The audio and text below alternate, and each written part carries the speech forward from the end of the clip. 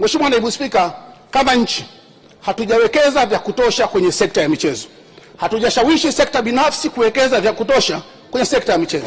Sekta hii inazalisha ajira, sekta hii inatoa burudani na kuleta utulivu na usalama kwenye nchi yetu.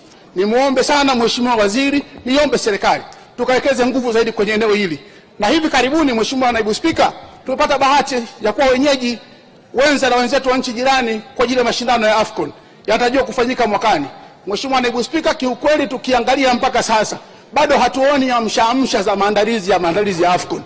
Iko haja ya kufanya zaidi kwenye eneo hili, na niziombe wizara nyingine, TAMISEMI upande wa barabara, ardhi upande wa upangaji, viwanda na biashara, wenzetu wa utalii, wote kwa pamoja tuungane pamoja kutoa msukumo na kuisaidia wizara ya michezo iweze kuandaa vizuri mashindano ya AFCON. Mwisho, Mheshimiwa Naibu Spika, mwanzoni wakati naanza niliungana na Mheshimiwa Rais kutoa pole kwa Watanzania ambao kulingana na madhara ambayo tuliyapata tarehe 29. Mheshimiwa Naibu Spika, natambua ni hamu ya Watanzania, lakini hamu ya wabunge wa bunge hili kwamba kama sehemu ya wakilishi wa wananchi tupate nafasi ya kutosha ya kutoa mchango wetu na kujadili kwa kina jambo hili lilotokea tarehe 29 Oktoba. Lakini hamu hii ya kwetu, Mheshimiwa Naibu Spika, imeshatanguliwa na busara na nia njema ya Mheshimiwa Rais kwa kuunda tume ya uchunguzi ambayo inafanya kazi ya kuchunguza matukio haya. Ninajua huko mtaani na huko nje yako maoni mbalimbali kuhusu tume hii. Mheshimiwa Naibu Spika, pamoja na aliyotukuta, lakini ukweli kwamba nchi yetu haina ombwe la uongozi. Nchi yetu ina uongozi. Tunaye rais ambaye kwa mujibu wa katiba yetu na kwa mujibu wa sheria zetu ndiye mwenye jukumu la kutoa uongozi kwenye jambo hili, na namna alioanza kutoa uongozi tumeona hivyo shirika jambo hili kwa kuunda tume. Niwaombe waheshimiwa wabunge, niwaombe wa Tanzania, ni wakati wa kutulia, busara ituongoze, tusubiri kazi nzuri inayofanywa na tume, na taarifa ya tume ndio itupe mwelekeo wa kutoka kama taifa, tujue tunakwenda wapi katika kuendelea kuiponya nchi yetu na kuendelea kuijenga nchi yetu. Mheshimiwa Naibu Spika, baada ya kusema hayo, nakushukuru sana, nampongeza Mheshimiwa Rais kwa hotuba hii na naunga mkono hotuba ya Mheshimiwa Rais. Asante sana Mheshimiwa Timothy Mzava. Mheshimiwa Edwin Enos Swale atafuatana Mheshimiwa Hawa Mchafu Chakoma. Mheshimiwa Kunti Yusuf Majala ajiandae. Asante Mheshimiwa Naibu Spika kunipa nafasi na mimi niweze kuchangia hotuba ya Mheshimiwa Rais. Mheshimiwa Naibu Spika, awali ya yote na mimi nitumie nafasi hii kumshukuru sana Mwenyezi Mungu kwa kunipa uhai na kibali cha kuwa mbunge wa bunge lako la 13. Lakini la pili, nitumie nafasi hii pia kumshukuru sana Mheshimiwa Rais Dr. Samia Suluhu Hassan na mwenyekiti wa chama changu, Chama cha Mapinduzi, kwa kuridhia jina langu kuwa mgombea na hatimaye kuwa mbunge wa bunge hili la 13. Ahadi yangu kwa Chama cha Mapinduzi ni kuendelea kuwa mtii na kuheshimu misingi ya chama changu cha Mapinduzi. Jambo la pili, Mheshimiwa Naibu Spika, nitumie pia nafasi hii kuwashukuru sana wananchi wangu wa jimbo la Lupembe kwa imani yao kubwa kwangu na kunirejesha kwa mara ya pili kwa kishindo ndani ya bunge hili la Jamhuri ya Muungano wa Tanzania. Ninawaahidi nitaendelea kuwa sauti yao ndani na nje ya bunge la Jamhuri ya Muungano wa Tanzania. Mheshimiwa Naibu Spika, kabla sijaanza kuchangia hotuba hii, naomba niweke rekodi sawa. Wakati akichangia Mheshimiwa Engineer Ezra, wako wabunge wenzangu wachache nadhani hawakusoma hotuba ya Mheshimiwa Rais, wamesema kuna jambo halikuwekwa sawa kuhusu msamaha wa Daktari Samia kwa vijana baadhi wa matukio ya Oktoba 29. Naomba warejee ukurasa wa 8 wa hotuba ya Mheshimiwa Rais. Mheshimiwa Rais hakutoa msamaha kwa kila mhalifu. Mheshimiwa Rais alitoa msamaha kama mama, kama mlezi, kama amiri jeshi mkuu, na alisema, naomba kumnukuu, kwa wale ambao wanaonekana walifuata mkumbo na hawakudhamiria kufanya uhalifu wafutiwe makosa yao. Kwa hiyo kama kuna mhalifu hakufutiwa makosa na Mheshimiwa Rais. Nataka niweke sawa sawa rekodi hiyo kwa ajili ya bunge lako tukufu. Mheshimiwa Naibu Spika, naomba niende kwenye hotuba hii ya Mheshimiwa Rais. Ukisoma kitabu hiki vizuri kwa umakini kuanzia peji ya kwanza mpaka ya mwisho, mimi kwa mtazamo wangu unabainisha sifa mahususi za kiongozi bora Daktari Samia Suluhu Hassan. Na kama ambavyo wabunge wa kwanza wameanza kusema, ukisoma hotuba hii utabaini rais wetu Daktari Mama Samia ni mtu msikivu sana. kumekuwa kuna kilio cha Watanzania wengi kwamba kuwepo na mkakati wa kuwa na katiba mpya. Rais ameahidi kuandika katiba mpya ya Jamhuri ya Muungano wa Tanzania. Kumekuwa na kilio cha kuwa na wizara ya vijana. Mama Samia ameunda wizara ya vijana na imeanza kufanya kazi vizuri sana. Ombi langu kwa wadau na wananchi wa Tanzania, ahadi hii ya kuwa na katiba mpya haitaweza kufikiwa kama tutaendelea na mtindo wa mwaka 2014 wa watu kususa, kukejeri na kutokuheshimiana. Ili kufikia lengo hili, ni lazima tujenge umoja wa taifa letu, tuwe na msingi, tuheshimiane ili tuweze kuandika katiba ambayo Mheshimiwa Rais ameahidi kwenda kuiandika. Jambo la pili, Mheshimiwa Naibu Spika, ukisoma hotuba hii utabaini kwamba rais wetu ana sifa ya kuahidi na kutenda. Kila alichoahidi kwenye bunge ameanza kutekeleza. Yamesemwa na wabunge wenzangu hapa. Aliahidi kwenda kutoa ajira kwa Watanzania. Ajira zaidi ya 12,000 zimetangazwa, na juzi wabunge mmeshuhudia kwenye halmashauri zetu tumepokea watumishi wapya. Mimi kwangu zaidi ya wafanyakazi 83 wameripoti Njombe DC. Mama Samia, asante sana. Jambo la tatu, Mheshimiwa Naibu Spika, rais wetu ni mvumilivu sana. Tunaye rais ambaye yuko tayari kusikiliza kila maoni. Wako watu kwenye mitandao wanaandika kejeri, wengine wako nje ya nchi wanaandika mambo mbalimbali, lakini rais wetu amekuwa mtu msikivu sana, amekuwa mvumilivu sana kusikiliza maoni na kuhakikisha kila mmoja apate nafasi ya kujenga nchi yake. Na kwenye hotuba yake amesema hata kule nyuma mwaka 2025, 2024 wako watu walipuuza mkono wa Mheshimiwa Rais wa kuweka mshikamano kupitia Fowara. Kwenye hotuba yake rais amesema pamoja na wadau kuutupa mkono wa kujenga umoja na maridhiano, rais wetu ameutoa mkono tena wa maridhiano kwa ajili ya kujenga nchi yetu. Huu ni uvumilivu wa hali ya juu sana. Jambo la nne, Mheshimiwa Naibu Spika, rais wetu ni mlezi, ni mtu mwenye huruma na upendo mkubwa sana kwa Watanzania. Mheshimiwa Naibu Spika, ukisoma hotuba hii utabaini kule nyuma kulikuwa na kilio cha muda mrefu cha wafanyakazi juu ya kikokotoo. Rais wetu aliongeza mafao ya wafanyakazi ambao wanastaafu. Huyu ndio Rais Mama Samia Suluhu Hassan. Lakini pia imesemwa kwenye hotuba, rais wetu alipoona wako vijana ambao waliingia kwenye machafuko yale kwa mkumbo, kwa kushawishiwa, kwa kutokujua, kwa sababu ya huruma na upendo wake akaamua kumsamehe. Huyu ndio Mama Samia Suluhu Hassan. Jambo lingine, Mheshimiwa Naibu Spika, rais wetu ni muumini wa utawala wa sheria, demokrasia na umoja wa kitaifa. Nilimsikia rafiki yangu Ado Shaibu kabla hajawa mbunge hapa akiwa kule nje akimsihi Mheshimiwa Rais aweke msingi mzuri wa uchaguzi ili haki itendeke kwa kila mtu, na hatimaye Ado Shaibu ameshinda kwa upinzani, yuko ndani ya bunge. Huyo ndio Mama Samia Suluhu Hassan. Kwa hiyo wito wangu kwa wabunge tulioko humu ndani, tutumie nafasi hii kumuunga mkono Daktari Mama Samia Suluhu Hassan. Tumtie moyo afanye kazi. Tulinde nchi yetu kwa sababu rais anampenda kila mmoja wetu ndani ya bunge hili. Jambo lingine, Mheshimiwa Naibu Spika, ambalo naomba niseme pia mchana huu, rais wetu ni mpole lakini mwenye msimamo mkali.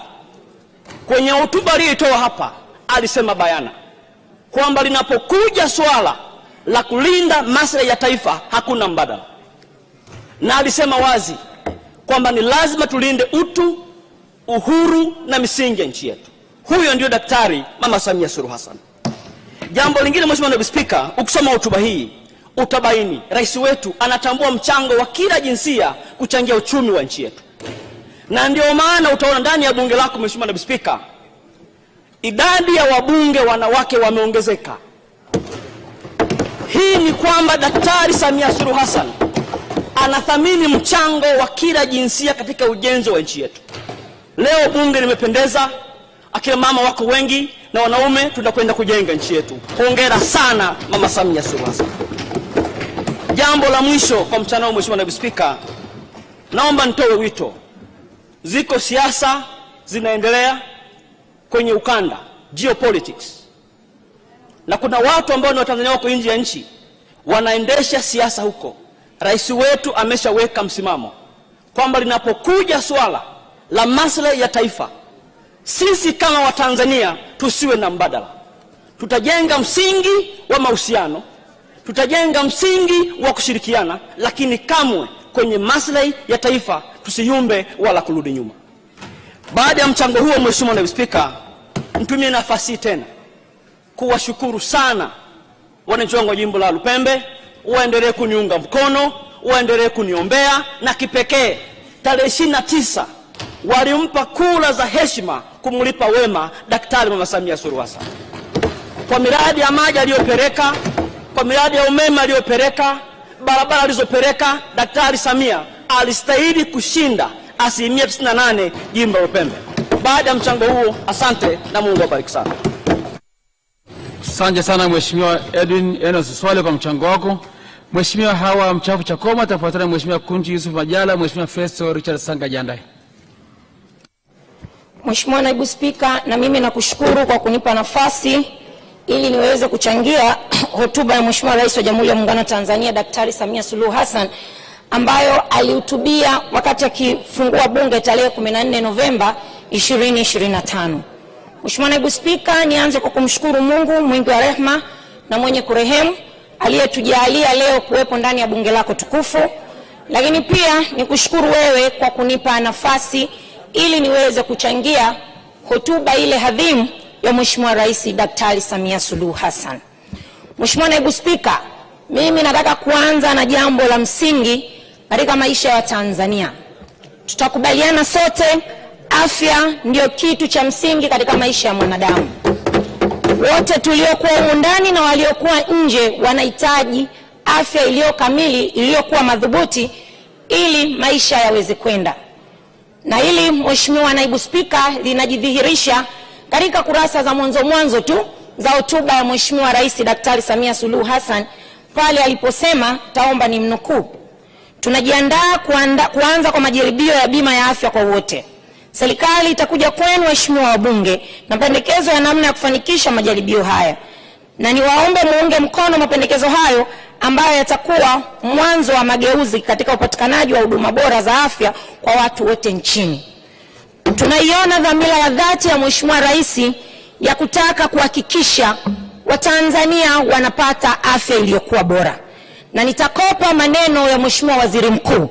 Amesema kwamba utekelezaji wa mambo mbalimbali tangu hotuba ya Mheshimiwa Rais ilipohutubiwa ndani ya bunge hili mpaka sasa tayari umeshaanza. Na katika suala hili la bima ya afya, tayari miongozo mbalimbali ya kuelekea huduma hiyo kwa Watanzania imeshaanza. Mwongozo wa kitita tayari umeshakamilika, lakini mwongozo wa kuwatambua wanufaika wote tayari, mwongozo wa malipo kwa rufaa na alkadhalika mwongozo wa namna gani ya kugharamikia bima ya afya kwa Watanzania tayari imeshakamilika. Mheshimiwa Naibu Spika, jambo la kufurahisha na jambo la kupendeza, tunafahamu tuna TASAF ambayo katika kanzidata yake inawatambua watu wenye kaya za kuhitaji kupatiwa huduma hii ambao ni 868,200, lakini kwa mujibu wa NBS Watanzania wenye kaya maskini wanaohitaji huduma hii ni takribani 3,917,000. Kwa hiyo TASAF wanaendelea na zoezi la kuzitambua kaya hizi. Zoezi hilo la utambuzi likishakamilika, zoezi la majaribio lianze kwa zile kaya zilizotambuliwa kwa awali, na hatimaye Mheshimiwa Rais azindue rasmi bima ya afya kwa Watanzania. Mheshimiwa Rais alituambia hapa anataka kuleta tabasamu kwa Watanzania na dalili zimeanza kuonekana na mapema. Mheshimiwa Naibu Spika, ukiacha jambo hilo la bima ya afya kwa wote ambalo linaenda vizuri, na kitu kinachonifurahisha kwa upande wa wizara yetu ya ustawi na maendeleo ya jamii, ni wazi dhahiri tunayo makazi ya wazee na makazi ya watoto. Wazee wale na watoto wale wote wameshatambuliwa katika bima ya afya kwa wote. Mheshimiwa Naibu Spika, tutakubaliana sote hapa, wabunge wote waliotangulia kusema hapa wamezungumza dhamira njema ya Mheshimiwa Rais juu ya vijana wa taifa hili. Na Mheshimiwa Naibu Spika, nitapenda kumnukuu Mheshimiwa Rais katika hotuba yake ukurasa wa 13. alisema kwa kuwa zaidi ya 60% ya watu wa nchi hii ni vijana, tutaweka kipaumbele kwenye sera na programu zitakazopanua fursa za kiuchumi, kutengeneza kazi na ajira, kuongeza wigo wa hifadhi za jamii na kuwajengea vijana kesho iliyokuwa bora. Mheshimiwa Naibu Spika, swala hili pana halionekani katika tu wizara moja ambayo Mheshimiwa Rais alisema ataiunda na tayari ameshaiunda. Nikianza tu katika hii wizara, tayari wizara imeshaundwa, lakini tumemwona Mheshimiwa Waziri ndugu yangu na Nauka jinsi alivyokuwa akizunguka nchi hii ya Tanzania kuhakikisha anaanzisha majukwaa ya program za vijana kwa nchi nzima, na jukwaa hilo tayari lishazinduliwa tarehe 10 mwezi wa kwanza mwaka huu 2026. Hii ni kudhihirisha ni kwamba kazi tayari imeanza. Lakini Mheshimiwa Naibu Spika, habari njema kwa vijana Tanzania. Mheshimiwa Rais kwa nia na dhamira njema kama alivyozungumza kwenye hotuba yake, kutakuwa na bilioni 200 kwa ajili ya vijana na wajasiriamali wadogo wadogo. Mfano mzuri katika wizara hii ya vijana, tayari mchakato wa kuzipeleka bilioni 8 umeshaanza kwa ajili ya vijana wetu. Na nitaomba msikilize vijana wa Tanzania. Bilioni 8 hizi ni kwenye wizara moja tu ya vijana, mbali na ile 10% za katika halmashauri yetu. Kwa hiyo kama unakosa mkopo ama fursa kama kijana katika halmashauri zetu, utageukia katika wizara ya vijana katika mfuko wa maendeleo ya vijana, na kwenyewe kuna fursa ya bilioni 8 kwa ajili ya mkopo kwa ajili yenu vijana. Lakini nataka kusema fursa ya vijana haiko katika wizara hii tu, ipo pia katika wizara ya madini, wizara ya uvuvi, wizara ya kilimo na wizara ya mawasiliano. Kwa hiyo vijana wa taifa la Tanzania, kaeni mkao wa kula, kazi kwenu. Mheshimiwa Rais alichokihutubia hapa ameshaanza kukitekeleza karibia katika kila wizara ambayo kwa namna moja ama nyingine inahusiana na vijana. Hela hizi tayari zimekwisha kwenda. Mheshimiwa Naibu Spika, nitapenda kuelekea kwenye upande wa maendeleo ya jamii. Leo hapa mimi nataka kuonyesha tu madorali ambayo Mheshimiwa Rais ameyatawanya mahala mbalimbali. Kwa hiyo niwaombe sana vijana, wanawake, muweze kuangalia fursa hizi, tuzitumie simu zetu hizi, simu janja, kwa manufaa kabisa, kwa sababu serikali imetapanya fedha kila mahala. Sasa naenda kwenye upande wa maendeleo ya jamii, jinsia, wanawake na watoto. Na kwenyewe huko Mheshimiwa Naibu Spika, mambo ni mazuri. Fedha kwa ajili ya wawezeshaji na wajasiriamali wadogodogo, nikimaanisha bajaji, bodaboda, wasusi, washonaji, mamalishe na babarishe. Na kwenyewe kuna fursa ambapo wizara yetu ya wanawake na maendeleo ya jamii na makundi maalum tayari zimesha kwenda bilioni 10.5 kwa ajili ya makundi haya nilishokwisha kuyataja.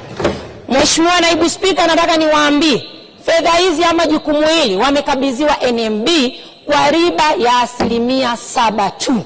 Kwa hiyo niwaombe sana vijana kokote mliko, wakina mama kokote mliko, Daktari Samia Suluhu Hassan amekuwa akiwajali vijana na watoto wa taifa hili bila kuwasahau wakina mama. Kwa hiyo fursa ni hiyo, 1% ni ndogo tu. Achaneni na mikopo ya kausha damu, achaneni na mikopo ya nguo mkononi. Tayari bilioni 10 ziko NMB kwa riba ya 7% tu. Mheshimiwa Naibu Spika, mimi nataka nikushukuru sana kwa kunipa nafasi hii ili kuweza kuizungumzia hotuba ya Mheshimiwa Rais na mambo makubwa na mazuri aliyoanza kuyafanya katika jamii yetu ya Kitanzania. Mheshimiwa Naibu Spika, nipende kuendelea kukushukuru kwa upande wa wenzetu wafanyakazi. Sote tulimshuhudia Mheshimiwa Rais akitangaza kima cha chini cha shilingi 3.5 kwa Tanzania. Lakini Mheshimiwa Rais hakuwaacha tu wale ambao wako kwenye sekta rasmi, akaenda hata kwa wale waliokuwa katika sekta binafsi, na kwenyewe pia ametangaza kima cha chini kulingana na sekta, na amesisitiza kwamba hilo jambo lianze haraka iwezekanavyo. Kwa hiyo tutamuona ni jinsi gani rais huyu ambaye amekuwa akisema na akitenda. Kwa hiyo tunampongeza sana Daktari Samia Suluhu Hassan kwa kazi nzuri aliyoanza kuifanya na inayoendelea kufanyika. Baada ya kusema hayo, Mheshimiwa Naibu Spika, Mimi nikushukuru sana kwa kunipa nafasi hii, lakini nipende kuwashukuru wanawake wa mkoa wa Pwani kwa kunipa heshima hii ya kuwakilisha tena ndani ya Bunge la Jamhuri ya Muungano wa Tanzania. Ninawaambia tunaendelea pale tulipoishia. Asante sana Mheshimiwa Naibu Spika. Asante sana Mheshimiwa Hawa Mchafu. Mheshimiwa Bunge, naomba niwakumbushe hairuhusiwi kupita katikati ya kiti na mchangiaji. Hairuhusiwi kupita katikati ya mchangiaji na kiti. Asante. Tunaendelea na Mheshimiwa Kunti Yusuf Majala, atafuatana Mheshimiwa Festo Richard Sanga. Mheshimiwa Ali Hassan Omar King ajiandae. Mheshimiwa Naibu Spika, nikushukuru wewe kwa kuweza kunipatia nafasi na mimi niweze kutoa mchango wangu kwenye hotuba hii ya Mheshimiwa Rais.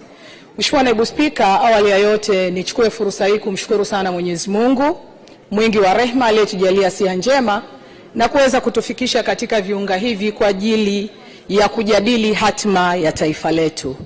Mheshimiwa Mwenyekiti, baada ya kumshukuru Mwenyezi Mungu, manake yeye ndiyo pekee anayeweza kuamua jambo liwe ama lisiwe. Mheshimiwa Mwenyekiti, nimshukuru sana Mheshimiwa Rais pia kwa hotuba yake njema, hotuba yake yenye matumaini, hotuba yake ambayo imetuleta Watanzania pamoja. Lakini Mheshimiwa Mwenyekiti, katika maisha yetu sisi binadamu, hakuna binadamu yoyote mwenye uwezo wa kujiamulia jambo lake yeye mwenyewe na likawa bila ya Mwenyezi Mungu kuamua na kuweza kulifanikisha likawa.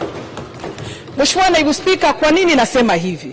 Mheshimiwa Naibu Spika, natamani tu kujaribu kurudi nyuma mazingira aliyoingilia Mheshimiwa Rais Daktari Samia Suluhu Hassan.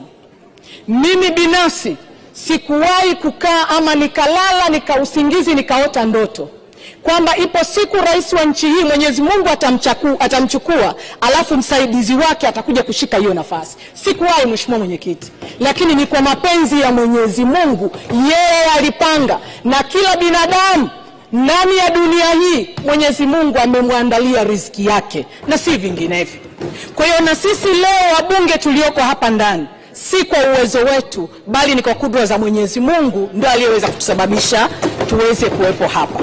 Kwa hiyo Mheshimiwa Mwenyekiti, pamoja na yote yaliyotokea, Waswahili wanasema yaliyopita si ndwele tugange yajayo. Lakini niombe nisisitize Mheshimiwa Mwenyekiti, sisi sote ni Watanzania na hakuna Mtanzania mwingine mwenye Tanzania yake nyingine. Wote tuna Tanzania yetu moja tu, hii tulionayo leo hapa. Kwa hiyo yoyote kwa dhamira yake njema ama kwa dhamira yake nyingine yoyote itakayoweza kumsukuma kujaribu ama kuthubutu kuweza kupoteza na kuiondoa amani tulionayo hapa, haitaishia tu kwa sisi tulioko hapa, bali itatembea kizazi na kizazi. Tuna watangulizi wetu, viongozi wetu na Watanganyika wenzetu ambao walipigania uhuru wa taifa hili, wakaamua kutuweka Watanganyika na kwenda kwenye muungano, tukaungana na Zanzibar. Leo tunaitwa Tanzania. Si kwa sababu Mheshimiwa Mwenyekiti ama Mheshimiwa Naibu Spika hawakuyaona hayo yote, lakini walitamani watusogeze karibu ili tuweze kuwa taifa lenye upendo, amani na mshikamano, na hatimaye tuweze kujisimamia sisi wenyewe. Kwa hiyo niwaombe Watanzania wenzangu, hii lulu tulionayo sio kitu cha kubedha wala sio kitu cha kutikisa na kwenda kujaribu. Na Waswahili wanasema sumu haijaribiwi kwa kuonja. Tumejionea sisi wenyewe yaliyotokea. Wapo walioathirika hata ambao walikuwa hawahusiki na hayo mambo, lakini tumeenda kuangamiza watu wasiokuwa na hatia kwa tamaa zetu sisi ama mambo yetu ambayo tunayatamani kwenye maisha yetu ya kawaida. Kwa hiyo niombe lulu tulionayo, nirudie, ni heshima kwetu, ni pendo kubwa la Mwenyezi Mungu aliyotujalia tuweze kuwa nalo Tanzania na sio mahali pengine popote. Mheshimiwa Mwenyekiti, baada ya kusema hayo, Mheshimiwa Rais ana maono ambayo Watanzania wenzetu na pamoja na mimi pia ninayo hayo. kutoka kwenye uchumi wa chini na kuja kwenye uchumi wetu wa kati. Lakini Mheshimiwa Mwenyekiti, kwenye taifa letu zaidi ya Watanzania 65% ni wakulima, na mapato yetu kwenye maeneo mengi, Mheshimiwa Mwenyekiti, tunategemea kilimo, mifugo na uvuvi. Lakini Mheshimiwa Mwenyekiti, Mheshimiwa Rais aliona kwamba ili yote haya niweze kuyatimiza, jambo la kwanza ni kuwasaidia wananchi wetu na Watanzania wenzetu walioko huko chini vijijini. Tuanze kuboresha miundombinu bora ya elimu kwa Watanzania wenzetu. Mheshimiwa Mwenyekiti, hakuna kipindi ambacho mashule yamejengwa kuanzia awali mpaka sekondari na kama kipindi cha Rais Daktari Samia Suluhu Hassan. Lakini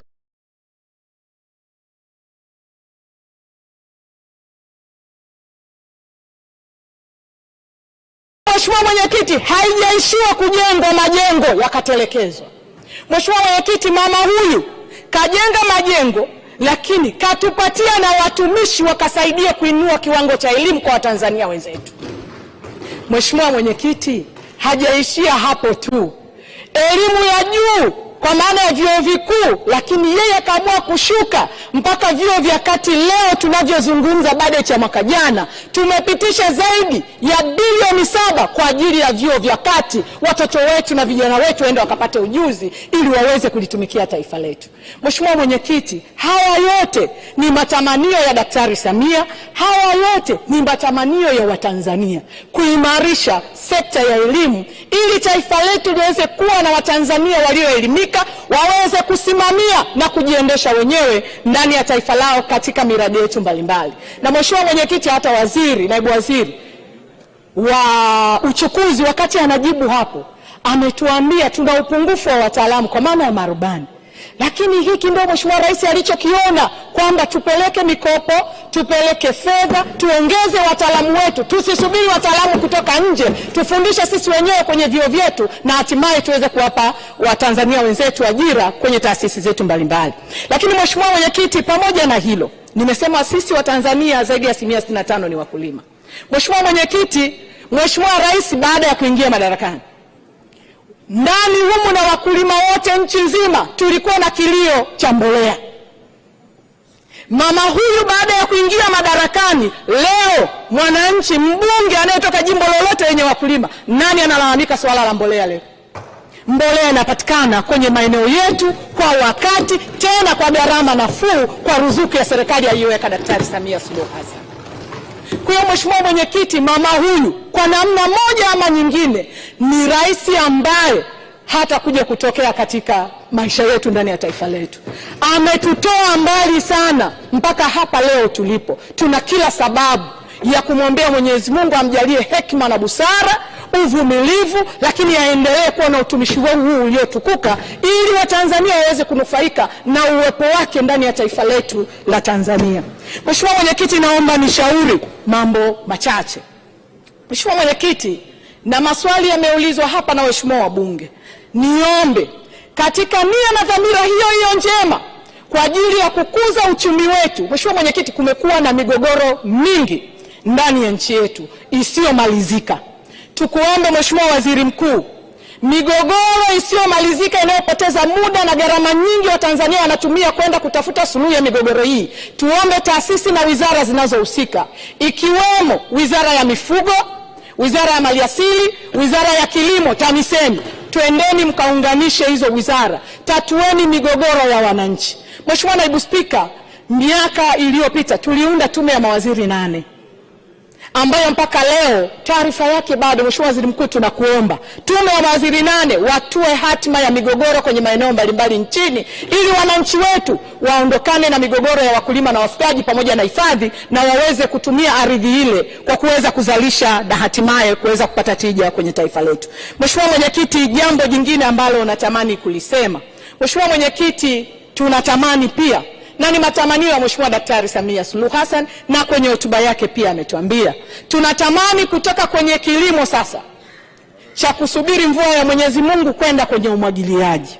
Mheshimiwa Mwenyekiti, pamoja na hiyo dhamira njema, tunaomba iambatane na uwepo wa mbegu zilizo bora pamoja na viuatilifu, lakini ambavyo vitapatikana kwa gharama nafuu, ili tuweze kutimiza ndoto ya Mheshimiwa Rais ya kufika uchumi wetu wa kati. Mheshimiwa Mwenyekiti, tumeendelea sisi kama taifa, ndani ya taifa letu mazao yetu mengi, Mheshimiwa Rais, Mheshimiwa Mwenyekiti, Naibu Spika, tunayauza kama nafaka. Niombe Wizara ya Viwanda ione sasa namna bora ya kuhakikisha tunawekeza kwenye ujenzi wa viwanda, ili mazao yetu tusiyauze kama nafaka, na hatimaye tuyachakate na tuweze kuuza bidhaa ambayo imechakatwa, ili tuweze kupata tija ndani ya taifa letu, lakini na kukuza uchumi wa taifa letu. Mheshimiwa Mwenyekiti, nikushukuru sana kwa muda wako. Mwenyezi Mungu akubariki sana. Asante sana na naomba kuunga mkono. Asante sana Mheshimiwa Kunti. Mheshimiwa Festo Richard Sanga, na tutamalizia na Mheshimiwa Ali Hassan Omar King. Asante Mheshimiwa Naibu Spika kwa kunipa nafasi niweze kuchangia hotuba ya Mheshimiwa Rais wa Jamhuri ya Muungano wa Tanzania ambayo alitoa hapa bungeni. Jambo la kwanza, nipende kumpongeza Mheshimiwa Rais kwa kazi kubwa ya kuhakikisha kwamba ulinzi wa taifa letu na ulinzi wa kila Mtanzania umeendelea kusimamiwa na hatimaye kuendelea kuleta umoja wa kitaifa ambao tumekuwa tukiendelea tukishuhudia. Lakini vile vile nipende kumpongeza Mheshimiwa Waziri Mkuu wa Jamhuri ya Muungano wa Tanzania Dr. Mwigulu Lameck Nchemba kwa kazi kubwa ambayo ameifanya kuzunguka maeneo mbalimbali kuendelea kuhamasisha na kusemea kuhusu umuhimu wa taifa letu kulinda amani na mshikamano wa kitaifa. Ni jambo kubwa sana ambalo Mheshimiwa Waziri Mkuu amelifanya na linatija kwa Tanzania. Lakini pili, nipende kuwashukuru simama kwenye bunge la 13 kwa kunirudisha tena kuendelea kuwa mbunge wa jimbo la Makete, na niwahakikishie kwamba nitaendelea kuwatumikia kwa moyo wa dhati kabisa na kuhakikisha kwamba majira yatakapofika wao hawana nafasi ya kwenda kwingine. Mheshimiwa Spika, Naibu Spika, kuna comrade wa ANC anaitwa Walter Sisulu ambaye alifariki. Anasisitiza mambo matatu katika uongozi. Jambo la moja hapa anazungumza ni swala la integrity, lakini anazungumza swala la vision na anazungumza swala la resilience. Haya mambo matatu kati ya huyu mwanasiasa mashuhuri wa Afrika Kusini ni mmoja kati ya mambo ambayo Dr. Samia Suluhu Hassan amekuwa akiyafanya kwenye taifa letu. Integrity, resilience na vision ya taifa letu linakoelekea. Ni jambo ambalo Mheshimiwa Rais imekuwa ni maono na imekuwa ni malengo na misimamo yake kwa kisha taifa lake la Tanzania pendwa linasonga mbele. Sasa kwenye hotuba ya Mheshimiwa Rais amezungumza mambo mengi kwenye hotuba yake. Lakini Watanzania tunapozungumza zao lazima tuweze kuwakumbusha taifa hili, na katika sekta yote ya ukuaji wa taifa kimaendeleo kuna maeneo matatu lazima yazingatiwe. Eneo la kwanza, Mheshimiwa Naibu Spika, lazima wafahamu taifa letu lilikuwa halina access ya mambo mengi. The hakuna stage ilikuwepo, lakini baadaye tukapata the access stage ya mambo tofauti tofauti. Lakini sasa hizi kuna the quality of the service. Nchi yetu kuna wakati ilikuwa upatikanaji wa elimu ulikuwa haupo katika wingi ambao sasa tunao. Tukaja tukapata hatua ambayo nchi yetu imefikia hatua upatikanaji wa elimu na infrastructure za sekta za afya, umeme na nini vimekuwa ni kwa wingi kwa kiwango kikubwa, hususan kupitia serikali ya Dr. Samia Suluhu Hassan. Ndipo ambapo tumeshuhudia ukuaji wa sekta mbalimbali kwa kiwango kikubwa sana. Tumetoka kwenye ombo ambalo tulikuwa nalo la kukosa kabisa hizo huduma, ambapo mtu alikuwa akipata shida ya kiafya kuwaza kuhusu zahanati. Leo akipata shida ya zahanati anafikiria kilomita 5-6 anapata huduma ya afya. Sasa taifa letu kupitia hotuba ya Mheshimiwa Rais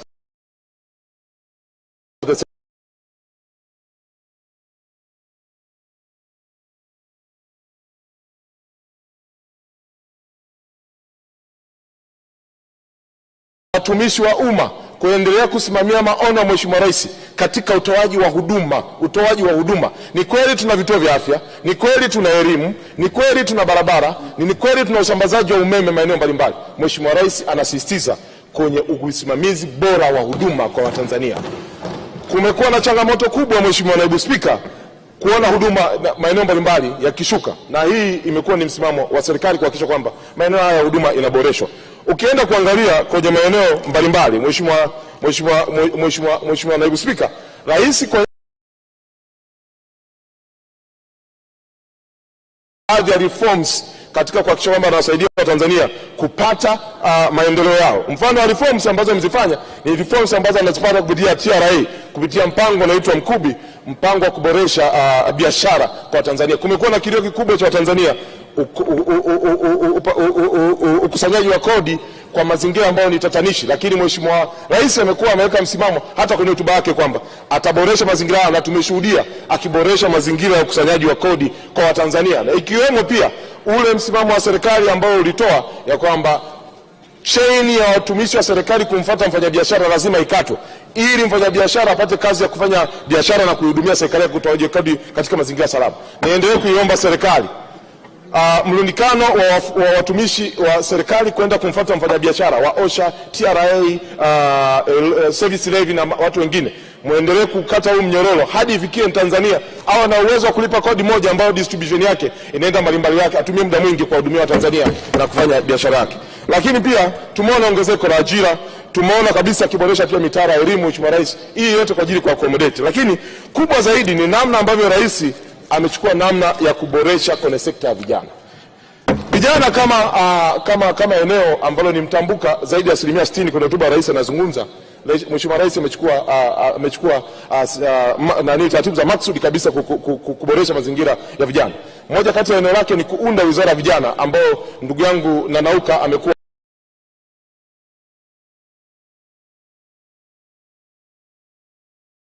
fanya haya yote. Maksudi ni kukusaidia vijana hawa.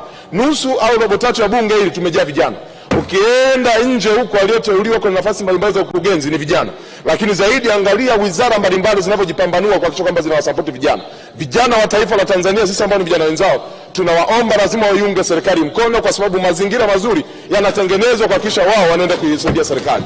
Ukienda kwenye wizara ya madini, waziri juzi alikuwa anazungumza kwamba wameenda kuzuia sasa material ambazo zinapatikana nje zenye thamani ya zaidi ya trilioni 1 ziuzwe na Tanzania kama sehemu ya kulinda local content ambazo ni kusaidia vijana. Lakini ukienda wizara ya mifugo, sasa hizi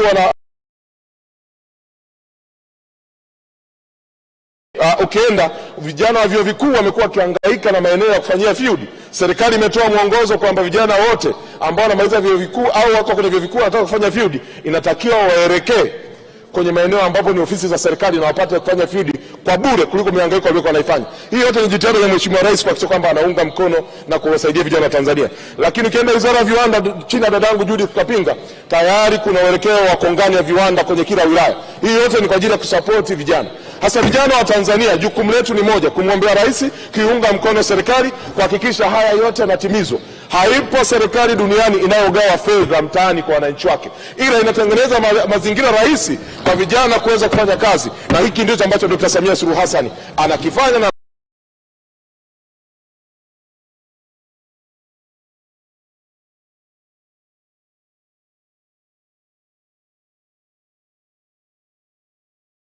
ambalo Mheshimiwa Rais analifanya, ambao naibu spika wa Tanzania lazima wafahamu kwa muda mrefu.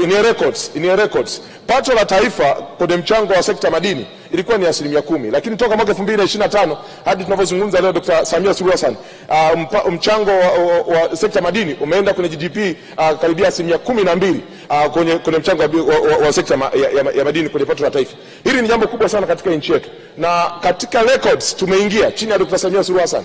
Tanzania ilikuwa haiwezi kuwa na gold reserve, lakini this time around Tanzania ina gold reserve ya zaidi ya tani 17 na kuingia kwenye records ya kuwa ni moja kati ya mataifa 10 bora Afrika yenye gold reserve nyingi, na sisi tuko kwenye nafasi ya 6 na sasa tunaelekea kwenye nafasi ya 5 kuwa na gold reserve. Unapokuwa na gold reserve, maana uchumi wako ni imara. Hapa kunapotokea crisis unakuwa umeisaidia. Haya ni maono ya rais. Hafanyi kwa ajili ya familia yake, anafanya kwa ajili ya taifa la Tanzania, anafanya kwa ajili ya vijana wa Tanzania, anafanya kwa ajili ya kuhakikisha kwamba nchi yetu inazidi kukua stage kubwa zaidi ya kiuchumi kwenye mambo mbalimbali. Na niseme wazi kwamba kwa sisi wananchi wa Makete, lakini kwa vijana ambao sisi wengine tumekuwa tukiwasemea, tutaendelea kumuunga mkono Mheshimiwa Rais. Tuendelee kuomba taasisi mbalimbali na sekta mbalimbali na wadau mbalimbali, wadau kutokea kwenye sekta za dini, lakini kwenye civil society, waendelee kuiunga serikali mkono, kwa sababu hatuna serikali nyingine mama. Serikali mama ni Tanzania, ambayo sisi kama vijana tunatamani endelee kuwa bora, na Mheshimiwa Rais amekuwa akitendea haki.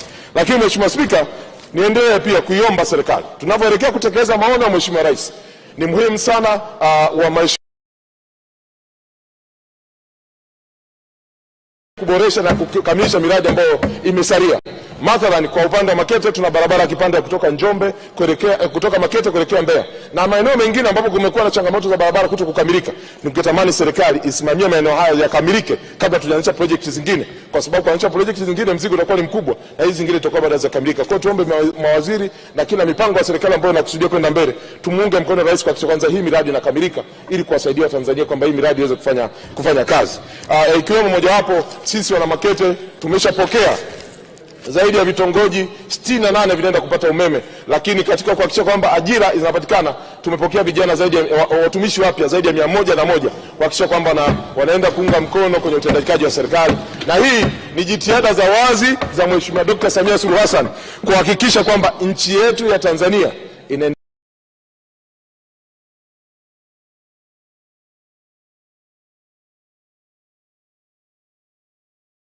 mkwamisha Mheshimiwa Rais. Hawamkwamishi Dr.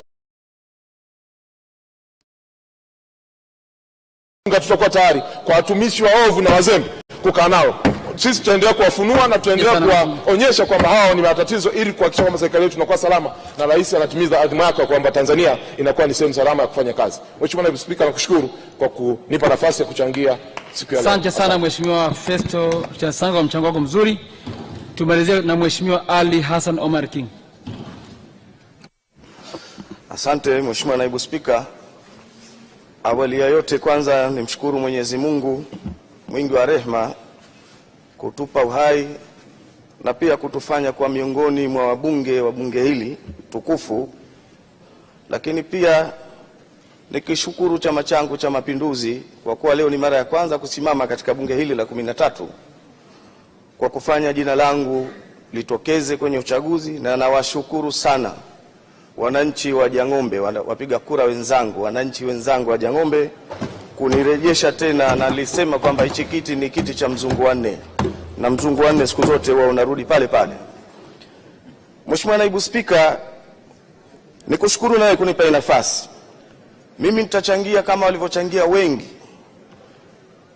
Mheshimiwa Rais katika hotuba yake ukurasa wa 14 alielezea malengo ya kiuchumi, ambapo alisema tunataka kuongeza kasi ya ukuaji wa uchumi kutoka 5.6 mpaka kufikia 7. Na akasema malengo, kwa nini uchumi huu kuwe hivyo kwa kasi hii? Rais ana hamu sana ya kuhudumia watu katika nchi hii, na yeye ndio maono yake. Anasema ukuaji huu utawezesha serikali kuboresha huduma za kijamii. Na ukitizama kuanzia ukurasa wa 15, 16 huko mpaka kwenda mbele zimetajwa huduma za kijamii ambazo rais amekusudia kuboresha. Ataboresha huduma za elimu, ataboresha huduma za maji, ataboresha maeneo tofauti tofauti ambapo yapo yametajwa katika hotuba yake hii, yale maono yake.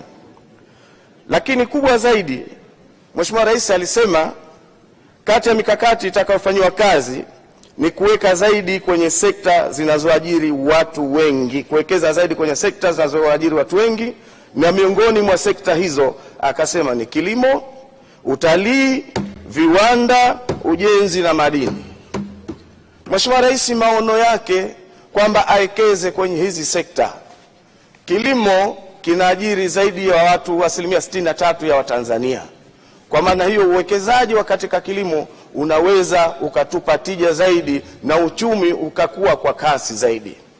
Lakini aliposema utalii, kwanza tumshukuru yeye mwenyewe Mheshimiwa Rais kwa kufanya Royal Tour. Leo tumepata zawadi tofauti tofauti ambazo katika nchi yetu kutokana na utalii, na hili litaongeza namba ya watalii. Lakini tunalishukuru shirika la Air Tanzania na lizidi kufanya mipango mizuri zaidi ya kutoka nje ili ile Tanzania yenyewe inaonekana. Lakini pia hata kila wanaoshiriki kushawishi watu wakaja wakaijua Tanzania yetu na wakaja, tunawashukuru sana kwa kufanya hayo.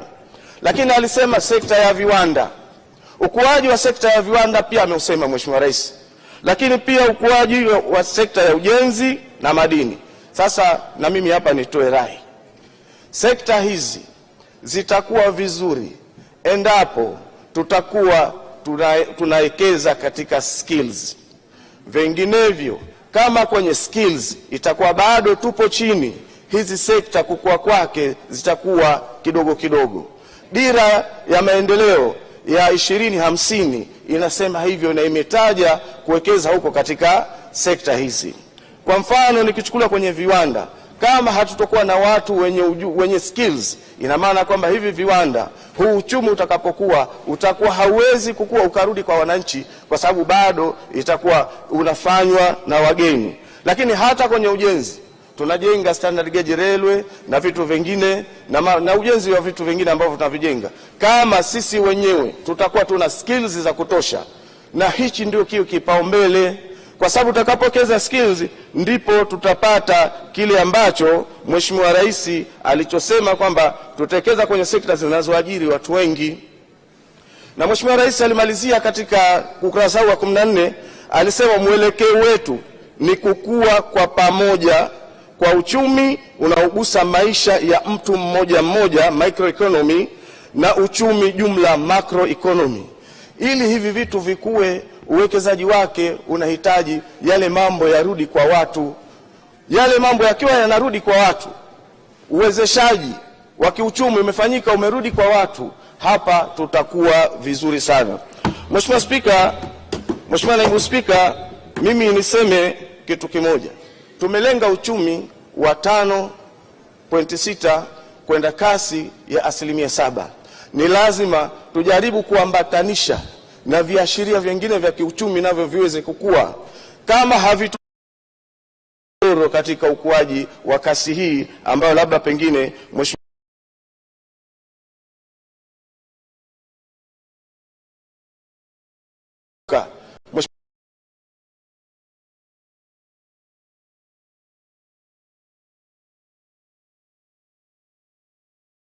nao pia sasa wafunge mkanda, maana yake hayuko peke yake. Na hapa tuko katika bunge, waheshimiwa mawaziri wakati ule bado hamjala kiapo, lakini Mheshimiwa Waziri alisema mfunge mkanda. Mheshimiwa Rais alisema kwamba tufunge mkanda sote kwa pamoja ili tuweze kufikia malengo haya ambayo yanayolenga kuifanya Tanzania yetu ing'are. Jambo moja nipende kulizungumza, uwekezaji.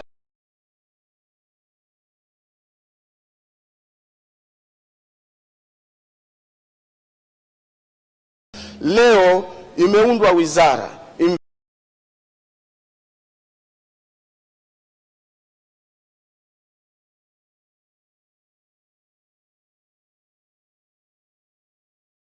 investment kwa vijenge nchi yetu.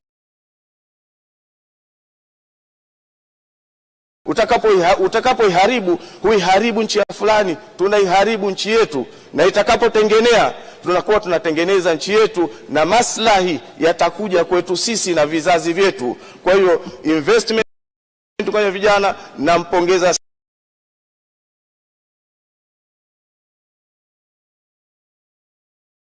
Jambo maalumu litakuwa linashughulikiwa na vijana katika wizara peke yake. Mwanzo wizara hii ilikuwa iko chini ya afisa waziri mkuu, ilikuwa kuna vitu vingi, ajira, walemavu, uwezeshaji. Sasa hivi iko peke yake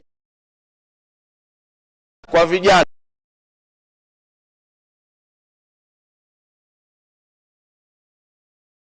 Vijana wenzao humu ndani ya bunge hili, ili wale vijana nao washughulikiwe. Mheshimiwa Naibu Spika, nashukuru kwa kupata nafasi hii. Asante sana. Asante sana Mheshimiwa wako. Mheshimiwa Bunge, niwashukuru sana kwa waliopata nafasi ya kuchangia. Tuendelee na uchangiaji jioni, ambako tutaanza na Mheshimiwa Zainab Abdalla Isa, Mheshimiwa Kakulu Buchari Kakulu, Mheshimiwa Khalid Musa Nsekela, Mheshimiwa Ngaiwa Benjamin Lukuba, Mheshimiwa Husna Juma Sakiboka na Mheshimiwa Kiza Hussein Mayeye. Baada ya kusema haya, tangazo machache na sasa shughuli za bunge hadi saa 11 kamili jioni.